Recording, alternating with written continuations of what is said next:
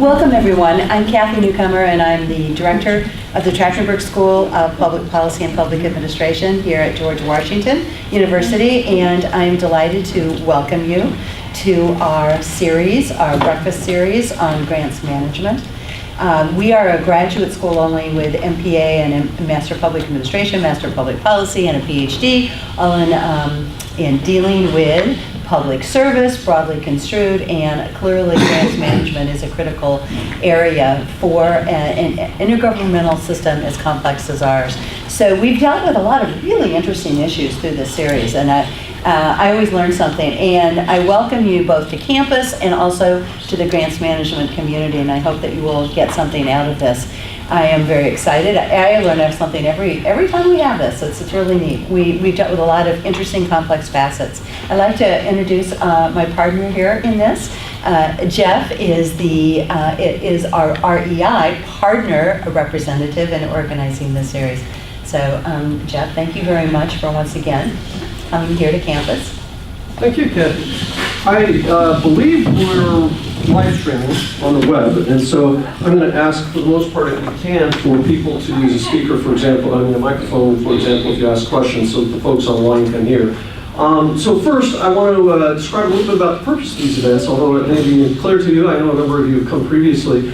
These events are really intended to help promote a community amongst grant managers, so that if you meet colleagues and you have a problem 3 weeks from now, you can say, hey, how did you deal with a problem like this? And get good answers from people who've had some experience, and perhaps experience that may be different from yours in a different agency, but might still be useful to you. So we're encouraging you to not only kind of learn from the speaker and the various topics that are presented, but to learn from each other and develop a network. Just as a brief background, REI Systems works with a variety of different federal agencies as grant makers. One of the things that's actually relatively new, some of you may not realize, is we also actually provide grant management systems to state governments and local governments that both help them receive grants and manage them effectively, and help them in turn make grants to counties and transportation agencies and so forth. So state governments in states such as Ohio and Rhode Island and Utah and Florida have begun relying on a software as a service solution that REI provides. The other thing that I want to describe to you, though, that is kind of unrelated to that is REI and George Washington University and the National Grants Management Association get together and coordinate to develop and administer a survey of topics that are important to grant managers, and that includes both the federal level as well as the state and local level. And we're going to be issuing that survey, we think, in the next 3 to 4 weeks. We're hoping, if you are on the list and have registered for this event, you can get that survey. We're hoping you'll take a few minutes and respond to it. And then we'll be preparing and analyzing the results. And as we did last year, we'll be trying to present those at one of these breakfast forums with a panel of folks to discuss it, and as well seeing whether or not we can get it published for those who may not be able to join that particular event. But leaving all that aside, let me welcome our speaker for this morning. DJ Daniel Hazlett represents the U.S. Department of Agriculture ezFederal Grants. And for those of you who don't know, it is a grant system and operation support activity that coordinates closely with USDA's federal financial management capabilities, and it's something that has been spreading significantly with bureaus within the Department of Agriculture. Dan himself has worked more than 10 years in the federal government. Has worked with Treasury, with the Department of State, and of course with USDA. And he's a Hokie, and the Virginia Tech Hokies are now 13th in the national poll, and they've been improving. So if Dan wants to talk about football, we may hear a little bit about the Hokies. Thank you for joining us, Dan, and we look forward to hearing your thoughts and ideas. Please, if you have questions or think about questions, we'd be happy to encourage you. It may be the case that Dan's able to answer them. It may be the case that others in the audience are able to answer them. So we'd like to encourage a discussion. Dan? Hey. Good morning. We can definitely talk about football anytime anybody wants to, but we'll go ahead and do this instead. As you were saying, I'm Daniel Hazlett. I work in the CFO office at USDA in our financial shared services area, more specifically in our grants management line. You can bring it forward. Okay. I have two of my colleagues here, Lisa Taylor and Kristen Vinyl. They're up here in the front, and they'll be able to answer any questions as well afterwards. So today I'm going to talk a little bit, spend a little bit of time on our shared services capabilities that USDA has, and then get into our grants management line of business that we're starting up, and then spend the majority of the time talking about ezFedGrants, which is our main cornerstone of our grants management line of business and our application that we run for several of the USDA agencies. Here's our agenda, and also I have a few extra bullet points for ezFedGrants. So I'll spend most of the time on there and talk about our development approach and our future vision for that application. So USDA is a shared service provider. It's designated by OMB and GSA. And we provide several of the financial shared services across the government, specifically in financial management, payment processing, payroll processing is the biggest one that we do. We do about 700,000 payroll checks as one of the payroll providers for the federal government. And we also offer accounting services, either through our core financial system that we have about 29 USDA agencies are on board with that. And then we also have over 40 commissions and independent agencies that are using our Pegasus financial systems. And all of those are well established, but we're trying to establish a grants management line of business. Overall, the federal government does about $640 billion a year in grants, and of which $125 billion is done through the Department of Agriculture. So since we have a major piece of the portfolio, we feel that we can be a major player in grants management. So some of the benefits and the goals and strategies that we want to go through to try to project out with our grants management shared service model include simplifying the grants management lifecycle, looking across processes at different agencies and look for improvements that we can do and to continue to streamline wherever possible. We use the Lean Six Sigma approach for taking out redundant processes and low return on investment processes and try to drive efficiencies across the board. We also want to do better data, which leads to better decision making and increase accessibility to information whenever we can. One of our benefits of ezFedGrants, and I'll get into later in the presentation, is the real-time financial data integration that we have, so that all of our financial information is up to date in real time for better access to both recipients and awarding agencies as well. We also want to use mobile platforms. We don't have that enabled right now, but we'll be in the future to be able to better monitor performance data and information such as site visits and things when program managers are trying to evaluate grants and how agreements are operating. We also want to push the further compliance with rules and regulations such as 2 CFR 200 and other applicable regulations, as well as agency policies and specific program policies that go with each of the agreements that we award. We want to continue to push system consolidation to reduce costs and economies of scales. Instead of having an agency run 3 or 4 different systems and multiply that by a multitude of agencies, we want to bring them all into one single platform, and that's what we're trying to accomplish with ezFedGrants. The financial and program information, we want to make that parallel and fully integrated together. We talk a lot about the financial controls and information that's available on a grant, but we also want to look at the performance side and making sure that what we're putting money out for a grant, are we getting what we actually paid for? Are the goals being met? If the recipient said they're going to do X, are they really doing X, or are they doing something completely different? We want active engagement with all stakeholders, such as having the recipient can see their information as well as the grant specialist at the awarding agency, so they can collaborate better on each of the awards that they've made, instead of having to always be in limbo with what is actually going on. Furthermore, we want to redirect our agency resources. A lot of program managers are hired to do particular positions such as managing grants and agreements for recipients, but then they end up getting into administrative tasks because the recipient ends up calling and says, what's the status of my claim? What's the status of my amendment and things, and instead we want to put that information available out to them and make it easier and more accessible to them so that they don't have to call their program manager to find out the information. And instead, the program manager can actually manage their awards and their agreements. We also want to encourage best practices and spur innovation across agencies as they are going through, and maybe we see one agency doing something very well, another agency is maybe they need a little bit more of improvement. We can take best practices that we find in one agency and apply those to another wherever we can.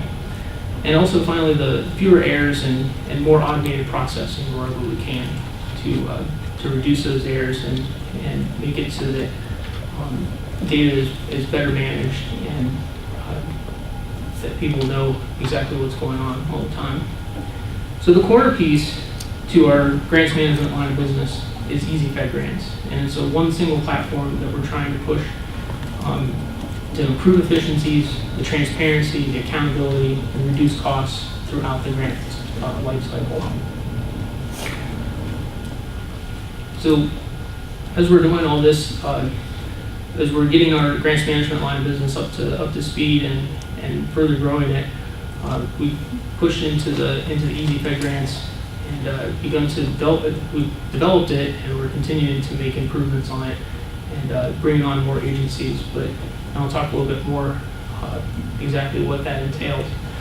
So ezFedGrants is a comprehensive grants and agreements management solution that the CFO office runs for several of the USDA grant-making agencies. It's comprehensive, and then it starts from when agencies put out notice of awards opportunities out to prospective recipients, either through grants.gov or directly in the portal. They can take in applications either via grants.gov or directly in the portal, and that differs depending on the programs that are being done or by the agency itself. Evaluate those applications and then actually execute the award and make it live for the recipient. In the post-award phase, recipients can handle their claims directly in the portal. Some agencies use ASAP, I'll talk about that in a second.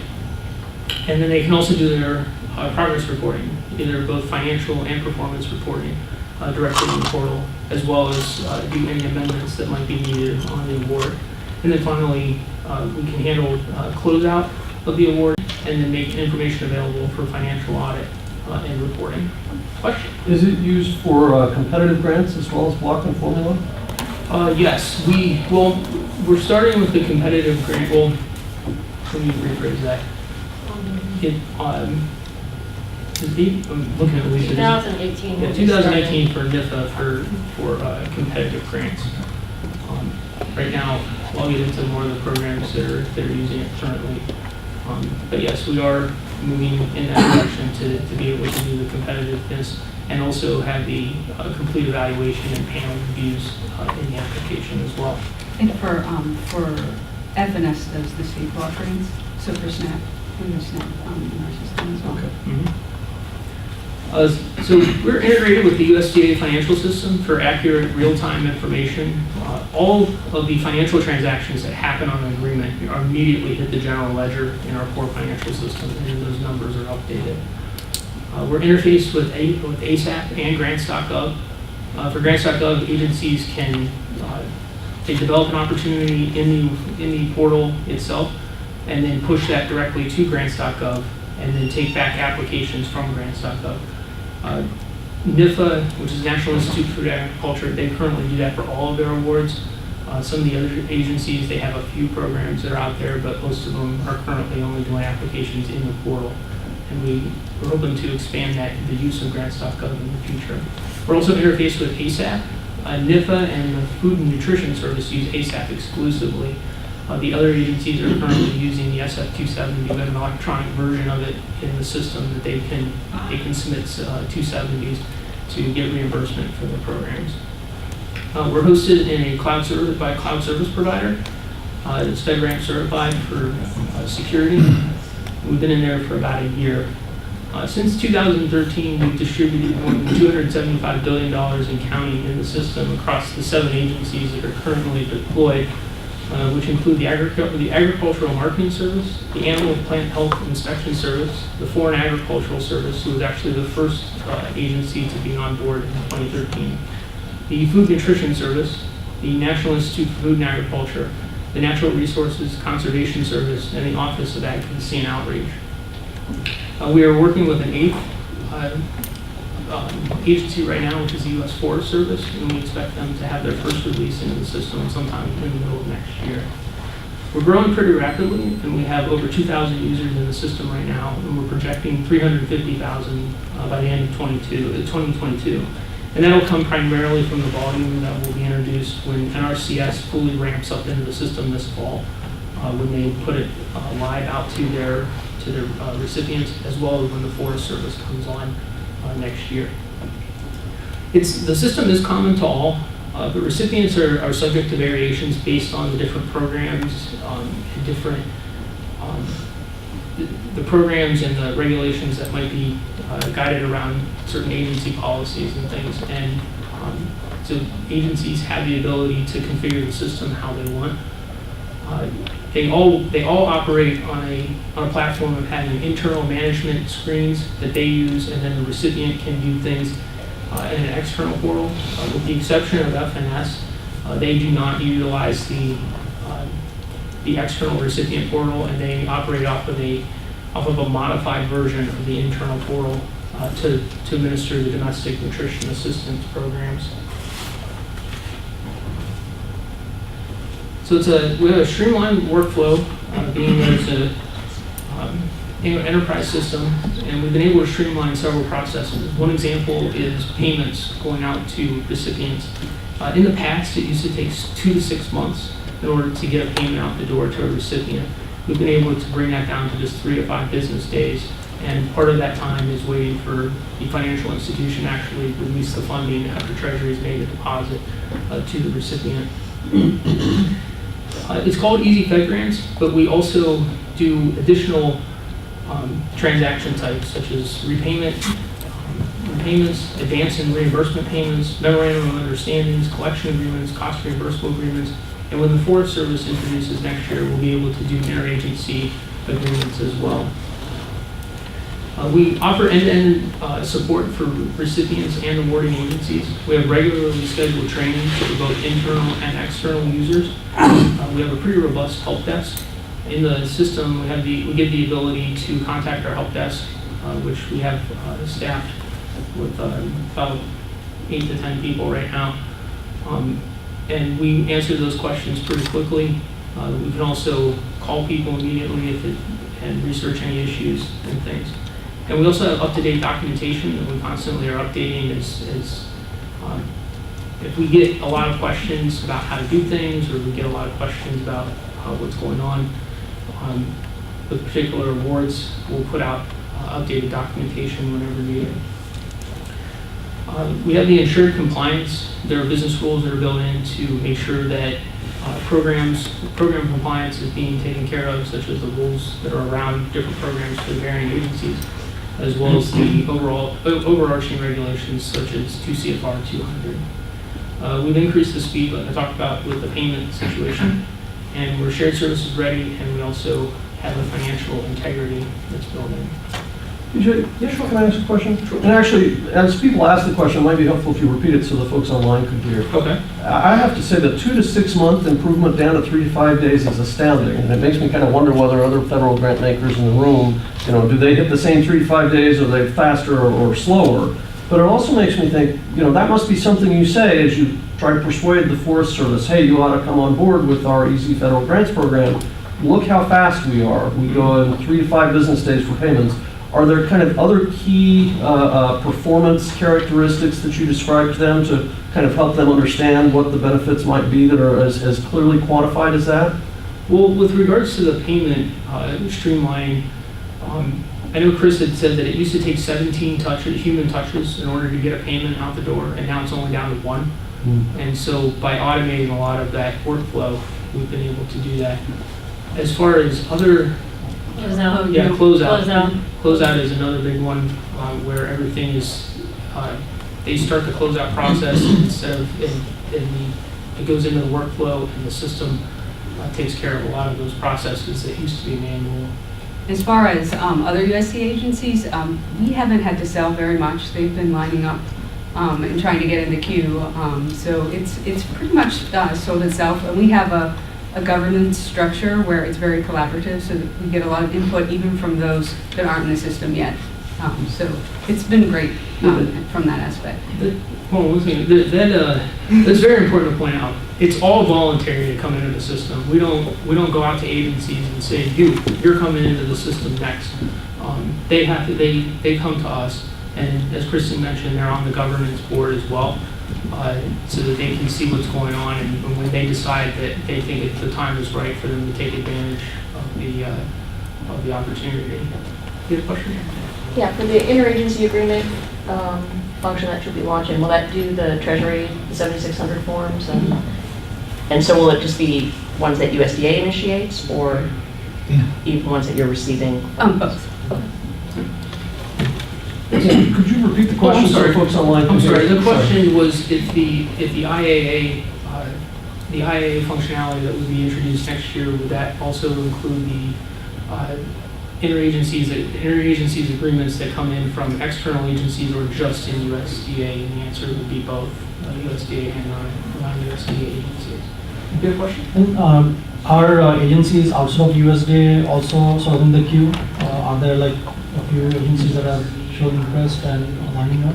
So the question was, are other agencies outside of USDA in the queue and lining up? We have been in contact with other agencies outside of USDA, and we've been in discussions with several of them. Right now, we don't have any that are currently lined up to come into the system. Right now, we can definitely entertain offers and things, but in inquiries. But right now, we're really pushing more on the USDA side. But like I said, we do get approached by other agencies as well. I'm Walter Sakers with TerraCore. Quick question: are there periods that USDA experiences where there are periods of pressure? Are there compelling events that you're seeing, within USDA, the agriculture community, that create these surges of activity and that kind of thing? Can you describe some of that? Yeah, sure. So the question was, is there any events in USDA that create these surges of activity? Do you mean from a standpoint of agencies coming to us, or just activity in the system? So what you're seeing so far as the trends of USDA responding to demand, mm-hmm. and keeping things lean and keeping that the leanness of what you've developed so far going in periods of surge. I think so. We tend to integrate one agency at a time, but we did do two last year. NIFA and APHIS came on at the same time. You know what? Your question makes me think of something Chris has said, that by the time our budget comes out, and most agencies are trying to do their work in between about April and get it completed by October. Mm-hmm. So there's a big surge then as far as system use and activity that we see. Now we get a lot of questions about year end and how to get money obligated prior to the FY17 ending. So that definitely comes into play. I think that definitely, as like for instance, APHIS is they've come to us with a lot of questions recently about how to handle the year-end processing. And I think that they're probably going to find that it's going to be easier for them to do it this time around, whereas before they were at the year-end, they weren't in the system yet. And hopefully that spreads to other agencies to see that when they have those tight timelines, when they have the automated processes and they don't have to do it manually anymore, it will help them to come to the system as well. Part of our path forward is identifying those lessons learned and making sure that we can be strategic about applying changes or that continuous review process, because as Forest Service comes in, they will have surges based on just the nature of what they do with firefighting. And I just want to make a comment. My name is Elizabeth Wessel. I'm from the Farm Service Agency. A lot of it is coupled with the back also from results from OIG and GAO audit results too, and the inefficiencies in the current manual processes. So, with the funding issues as well. So pulling all that together probably would create the surges. So this is just a brief diagram that we have that shows kind of the system integration that we have. On the left side is our Affinity financial system. That's our core financial system that's built on SAP, Enterprise Resource Planning software. And then on the right is ezFedGrants. We have another portion, the CRM Grantor solution from SAP that we use for our internal agency portal. And then that also integrates with an external recipient portal that we use a system from a product from Pegasystems to use. And then the two of those together form ezFedGrants, and then they have the direct link back into the financial system. So our development approach that we've taken with the system, we like to call it agile-like approach, because it's not pure agile and it's definitely not waterfall. We continue to incrementally introduce new functionality and improve capabilities and add additional capabilities as we go along, but it's not done in the pure agile where it happens almost immediately. I've had people that have said, hey, I'd like to have this in the system, and then 2 weeks later they ask me, that doesn't happen like that. We have to, whenever we get a request for an improvement to the system or to add another feature, we like to look at that in a holistic view across the agency. So if it comes from, for instance, APHIS, we like to look at that and see how can NIFA use this, how can OAO use this, and Forest Service, when they come on board, how can they use this? And maybe we need to modify the requirements that they have to make sure that it's more of an enterprise approach, which gets into my next topic, or my next point, is that we try to replace as much agency-specific code as we can and go on with an enterprise approach. And that's to drive down our costs and facilitate easy onboarding.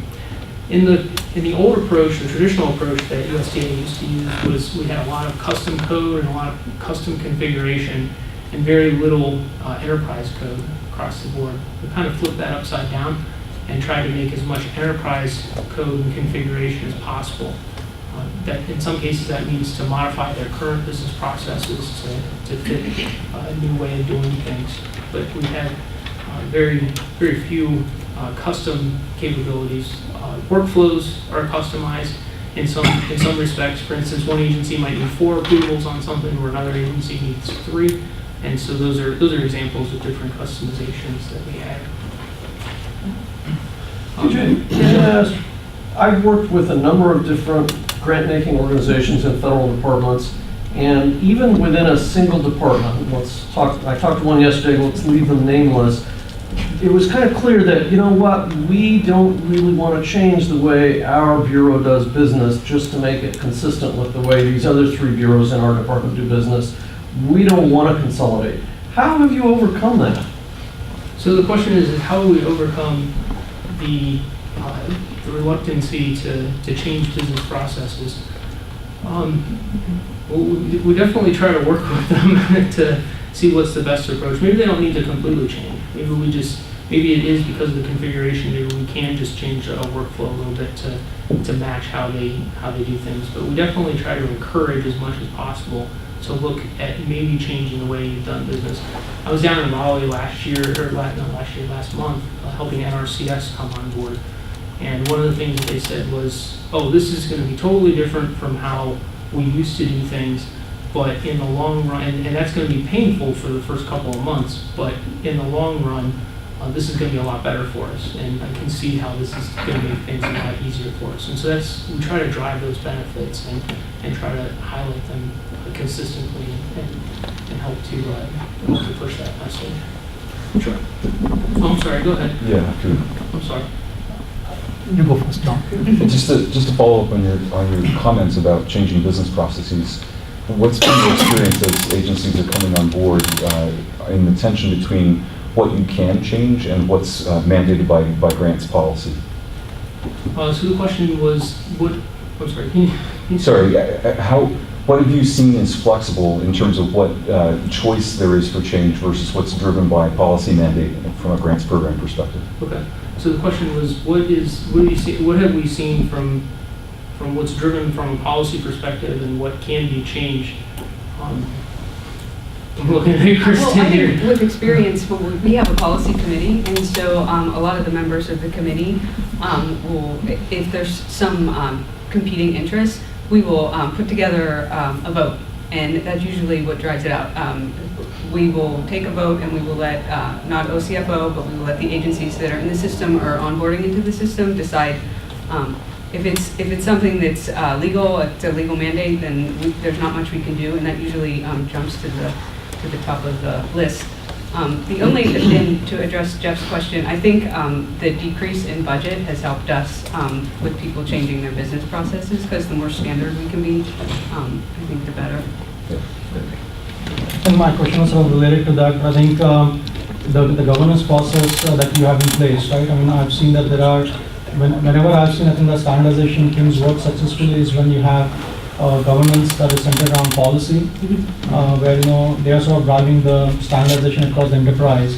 Wherever I think the policy was sort of decentralized, we found like it's very hard to actually get people on the same page, because they always will cite their unique program requirements, and that there's not much you can do. So I was sort of wondering whether your governance doesn't do that. Sounds like Well, you do. So. for those instances, those agencies usually have to pay for their, if it's mandated, and it's something that's specific to their agency, then that would fall into that smaller end of the triangle, and they would have to pay. It just drives the deployment cost up. Also, there to date, I'm not saying it would never happen, but to date, we have made sure that all the way down to the program level, any, whether it's a mandate from Congress or an agency mandate, that we meet those needs through the workflow if necessary. One of the things that we also do, which as we bring agencies in, even if they're still sitting on the fence, like thinking about whether they want to come in or not, we'll invite them to the table. Forest Service came to the table last year as we were deploying NRCS, and they had a lot of input into the processes that we were rolling out, the collection agreement, transaction type, and they provided their insight. They actually assisted in testing. So we come together as the agencies with interest. As we move forward and more outreach across more USDA agencies, especially with the IAA functionality, we'll be bringing in agencies from across USDA. There's a very big interest in our CFO group for that IAA functionality. We do currently have the financial piece of that in our financial system, but they want the management layer that ezFedGrants can offer them. So we'll be bringing together cross-agency groups and teams to roll that out. So we have the role-driven security that allows agencies to personalize for each of their users. They all determine what their roles are going to be and what exactly can be done in the system. It's with regards to workflows and things. We get a lot of questions from certain agencies where they'll say, I submitted this in a workflow, where did it go? And then we show them this is what the workflow is and who should have it next, and we can trace exactly where objects are in the workflow as well. This configuration approach that we've been pushing in the focus agile development allows us to develop and deploy with minimal development. Last year, the Office of Advocacy and Outreach, we were able to integrate in just 2.5 months. They wanted a few tweaks off of what the version of the application that FAS uses, and so we were very happy that we could offer that very quickly to them rather than taking 6 months or longer to custom configure everything.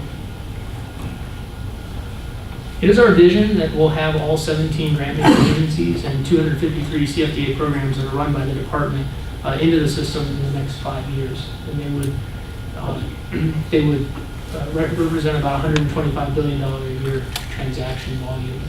Currently, we had 7 in the system. We're working on an 8th, so that leaves us with 9. And like we had mentioned before, that's all purely voluntary. We don't go out and tell them that they have to come in. So we're hoping that in the next 5 years that the other 9 will be in as well. We're going to continue to try to meet our stakeholder expectations and ensure that our data is reliable, complete, and timely, as well as bolster our internal controls and continuously to add new transaction types as more agencies come into the system and more programs. And also with our continuous process improvements and enhancements. This is a couple of bulleted list of a few of our future planned functionality. One of the things that we're working on now, we're hoping to deploy next year, is an upgrade to our role capabilities. As more and more volume has come into the system, we've taken a lot of feedback from recipients with regards to how roles are structured. While it works for the majority of our users, we're expecting that we're going to deal with about 70,000 recipients in the next 5 years as we bring on more agencies.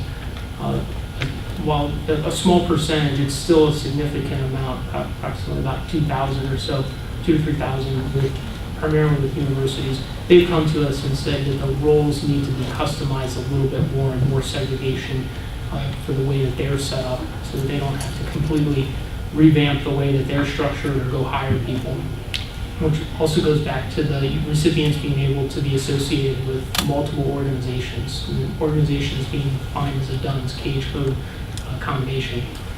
It may sound a little weird that if you want to be associated with multiple organizations, but for a lot of the colleges and universities that are out there, some of the larger institutions have staffs that are dedicated for each of the colleges to handle the grants and agreements, whereas some of them have one staff that handles agreements for the College of Agriculture, the College of Veterinary Sciences, and currently they need to make a choice of which one are they going to support. And that's put a little bit of a strain on them, so we're trying to alleviate that as soon as possible. We also want to make sure that we get all of the business rules down and before we begin our technical design, but we're hoping to introduce that next year.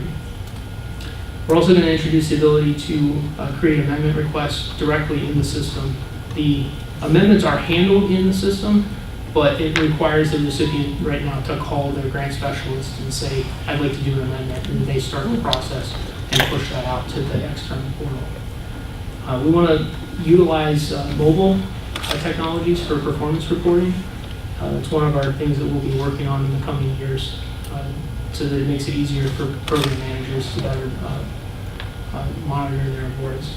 And then also improve our self-help capabilities so that we can reduce some of the volume off of our help desk staff and instead put that capability right in the system for them to be able to. Yes? So you may be aware that there are folks who are from peer organizations. Let's say the Grant Solutions organization serves a number of components within HHS who are sitting in the room. And you've described kind of some future functionality, and you've also mentioned that there are some kind of best practices that you share across the customers you serve. Would you and USDA be willing perhaps to share your best practices with the folks at HHS and perhaps exchange for their best practices being shared with you? I mean, definitely. Well, we always very want to- collaborative. It's for the best interest of the government, for everyone to come together. I mean, they have a large grant portfolio. We have a large grant portfolio, and wherever we can find common ground, that would be good. And let me ask kind of the counterpart to that question. You, I assume, are talking about kind of best practices for you and for your customers, but what about best practices for grant recipients? So, for example, if a state agency is working with you, what are there best practices where you found some states are really good at it and others are really lousy at it? Do you have any sort of compilation to say, here's what we think states should do to kind of maximize their efficiency and perhaps even their achievement of the mission for the grant programs? So the question is have we seen different, for instance, with state agencies, if they do things better and different things? We have. We've seen recipients that you can tell are very well-oiled machines when it comes to managing their grants, and other ones that we constantly need to reach out to and contact. So wherever we can help them be successful, we just had a meeting last week with APHIS. We want the agencies to be successful, but we also want our recipients to be successful as well, and make it easier on them to be able to produce things. Yes. The tremendous responsibility of running a shared services center, the complexities of all your different constituents, if you will. Whose responsibility is it around waste, fraud, and abuse? Is it you, the shared service center, or is it incumbent upon each of the entities in the portfolio to manage that or to monitor that? So the question was, whose responsibility is it to monitor waste, fraud, and abuse, either the agencies or the shared service provider or the recipients? I think it has to be a shared responsibility.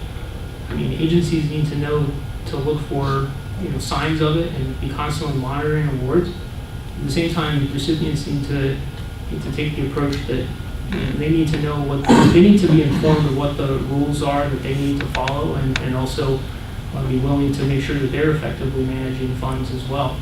We give out a lot of money to several organizations, and they need to realize that they're entrusted with that money to do what they need to do with it. So I think it's a shared responsibility. Okay, so are there any additional questions? I have one from online. Sure. It says, can you say a little bit more about the comments on the future of ezFedGrants of using mobile technology to do performance monitoring?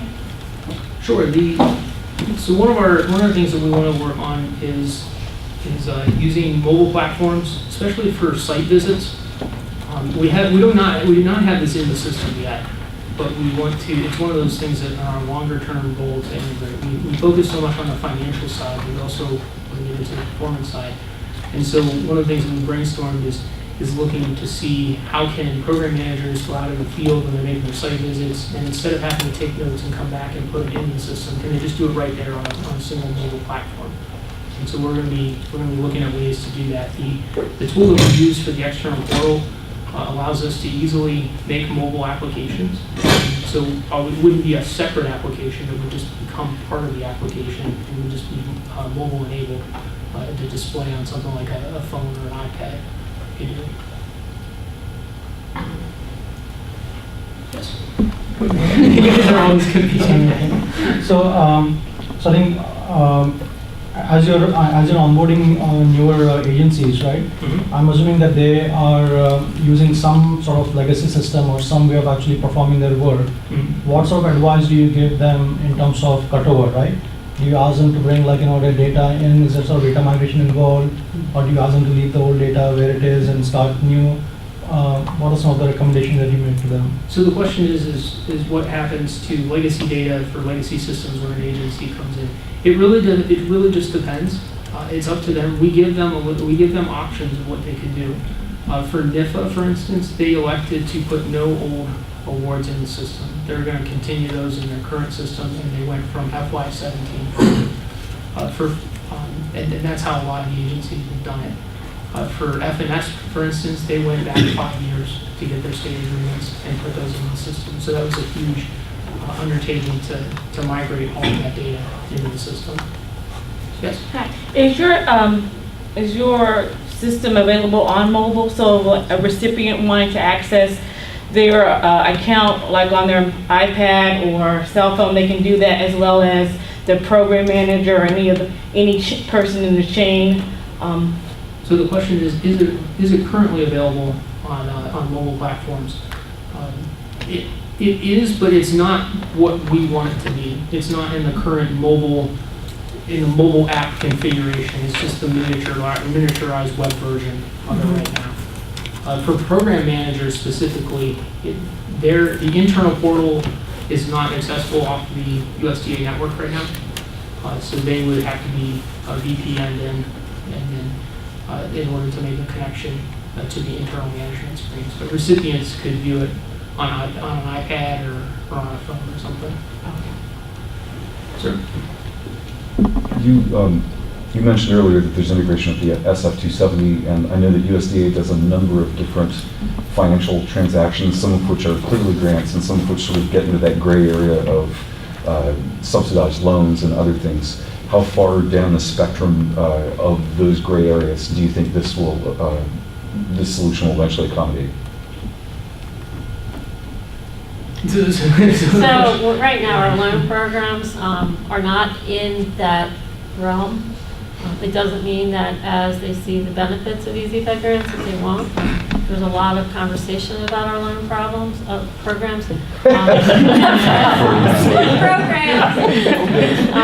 Our rural development is and FSA are big loan areas, but right now they have their own system that processes the loans, actually multiple systems.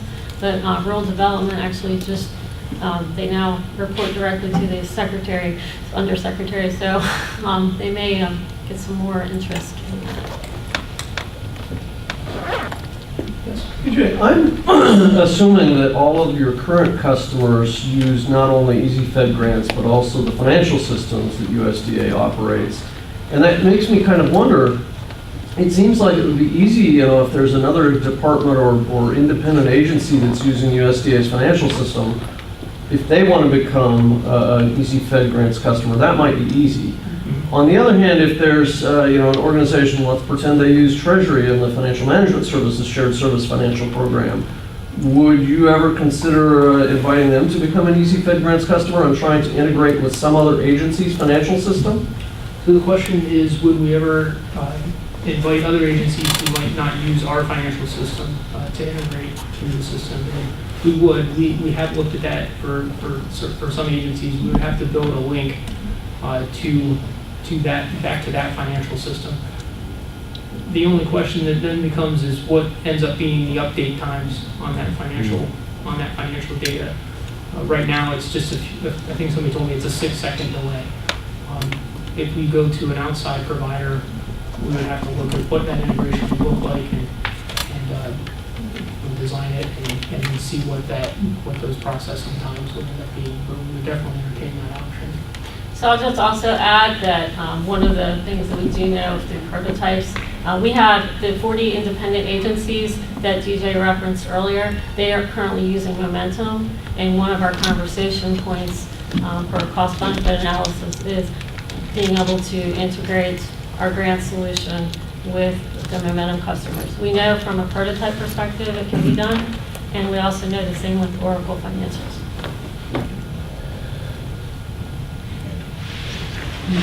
Yes. I have one question related to what you were saying on the different agency systems with, say, like rural development and SSA.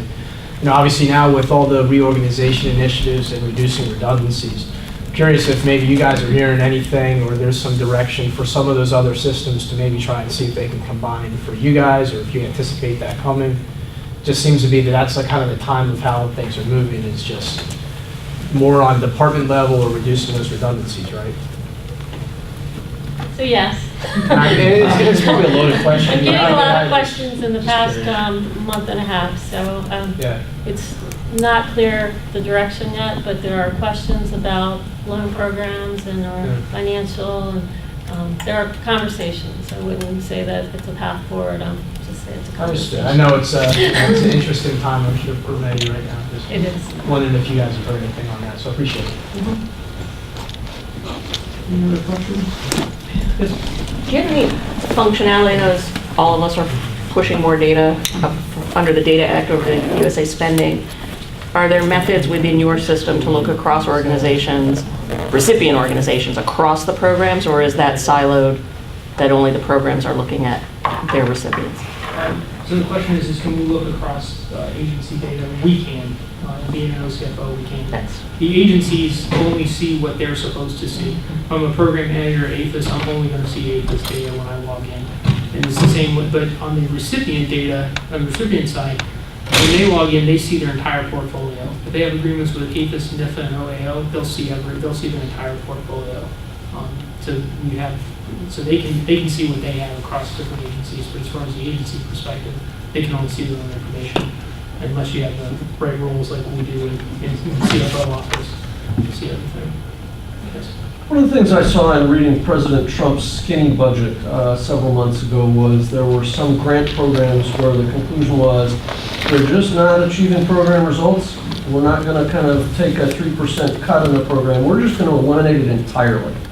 And so the question is whether or not kind of are programs trying to make a different or additional effort to gather kind of program impact on any beneficiaries' information, and does ezFedGrants kind of gather or aggregate or provide any assistance to kind of show or analyze that impact for its customers? So the question is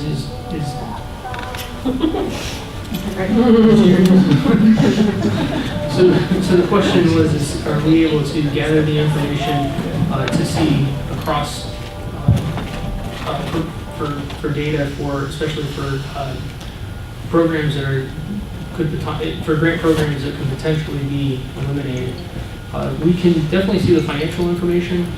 As far as the performance data, we don't have that in right now, but the program managers can see that information to make decisions that need to be made. Program reporting is definitely on our list of enhancements. Yeah, definitely. We have someone in mind who does it very well within USDA that will be our poster child likely. Any questions? Going once? Going twice? Yes. I think, so the growth in the number of users that you have projected, right? Like it's pretty impressive, like 350,000. And one of the things that we often ask the question is that, how do you get this users to actually adopt the system? Because there are some processes, like especially around financials, where the clock is ticking, so you don't really have a choice, you have to get it done. But then there are going to be a lot of features which are sort of up to the users whether they want to use it or not, right? Because everything may not be driven, especially monitoring activities and so on. So my question is that from a user adoption perspective, what are some of the challenges that you have observed within your user base, and what are some of the perhaps best practices that you have used to adoption, so that while the agencies may volunteer to use the system, ultimately it's the users who actually have to start using it. So I'm curious about some insights there. So the question is what have we done to ease users as they come onto the system and use different features? We've relied a lot on training, and we have published job aids that help not only agency users but also the external recipients. And then we also give a lot of help to recipients and agency users via our help desk to help them through processes. Sometimes it takes 3 or 4 times of going through a process before they finally understand it, and sometimes that it's a one-time call and they say, okay, now I know what to do. So we work a lot. There's a lot of collaboration with us and the agencies, as well as the agencies and recipients, and sometimes with regards to the technical aspects of the system, directly from us to the recipients as well. I think they're excited to use the system because it's more efficient than the process that they were currently using. Just like BJ said, the payments will come in a lot quicker. Sometimes it takes hand-holding from the help desk. We call them and we'll walk them through just because something new and trying to get access and going through that process the first time is a little unsettling. But besides that, our feedback from APHIS in particular, they have a lot of users, is they're excited and they're overall happy with the system. So we haven't had a lot of issues, just maybe some trepidation about a new system and trying to get access and logging in and how to navigate. But aside from that, it's been pretty easy. I would just add the management commitment. It can't be understated. DJ mentioned being in Raleigh and doing training. And for NRCS, the management commitment was so strong. They're like, what can we do out of the gate? What we don't want is to roll out a system and only have a handful of people use it. So we collaborated together and came up with this strategy where we would do a pilot group of 7 different states. And now they're planning on rolling out the remaining 43 in October over a 10-week period. And pushing that, providing the financial resources for the training obviously is a huge piece of that. So I can't understate the management commitment in seeing the vision. Do you have a forum where the users get to sort of talk and provide feedback, and how fast are you guys able to incorporate that feedback and plug that back into the system? It just depends. We definitely take a lot of feedback from the recipients, and if we have an email that comes into the help desk and they say, a lot of times they'll say, well, I have a suggestion, maybe you guys could change this screen or something. What about FDP? I can't remember what it Oh, stands for. right. We also work in collaboration with the FDP, which is the Federal Demonstration Partnership, which is a consortium of research institutions. We actually met with them last week with representatives from several colleges and universities around the country, and we're going to be collaborating with them to do testing and reviewing our requirements. They are heavily involved in this role capability upgrade and also the organizational assignment upgrade as well. Yes? Good morning. Especially since the uniform grant guidance is out, and hearing you mentioned USDA is doing well, reaching out to this large user base. How aligned is USDA's grant management process when compared to UGG? Especially, my question is, are you going back to OMB and kind of giving your reach out or success stories for them to take lessons learned or whatever from you to incorporate into it? So the question was, are we going back and reviewing the grants guidance and with respect to feedback, and when we do, we were on a work group with the USSM to ensure that we had items that were incorporated from a shared service model that they were pushing to have what should be in a grants management solution. And we've gone back and analyzed. We had pretty much a lot of it, but there are some things, particularly on the performance reporting side and monitoring, that we want to put into the system as we go forward.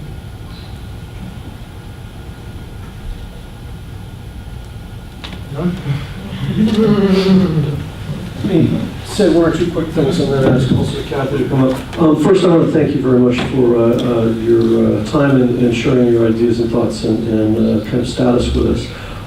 Second, for those of you who are interested, as I kind of hinted earlier, this is not the only game in town. They have, I think it sounds like a great program at USDA. There's another similar one that's kind of helping consolidate grant making across the Department of Health and Human Services. And in November, on a date that we're still trying to finalize, a representative, actually the leader of that Grant Center of Excellence from HHS, will come and offer kind of a similar perspective. And so there will be a kind of a chance to compare and listen to each of the agencies as they talk about their grant leadership. I hope you'll find that interesting.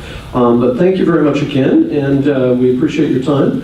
Kathy? Yes. Thank you very much. As I said at the beginning, I always learn, and I really enjoyed hearing what you guys are doing, and it's exciting to see innovative thinking and also really sort of more human-centered design elements and figuring out how you're going to really work to support the different agencies and the grantees. So thank you for your work, and thank you for being here at George Washington University. Thank you.